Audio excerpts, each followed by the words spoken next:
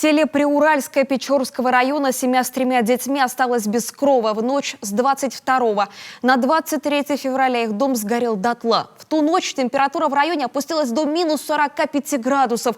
Хозяин дома, пытаясь самостоятельно тушить огонь, получил сильные ожоги. Сейчас мужчина в реанимации. Старший сын получил обморожение. Сообщение о возгорании в пожарно-спасательную службу Печоры поступило почти в полночь. Но от города до Приуральского 75 километров.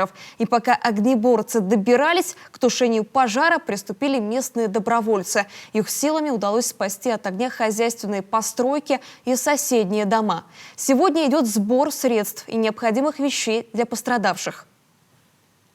Они же успели выскочить только из дома. Ой, можно сказать, в чем были, в том и вышли, даже босиком.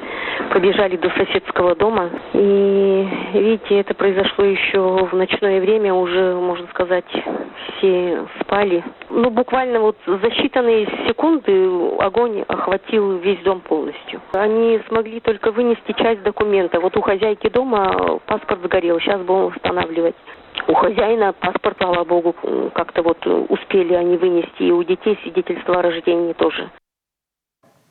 Оставшуюся без крыши над головой семью приютили родственники. Старшие дети, девочка 12 лет и мальчик 14 ходят в школу.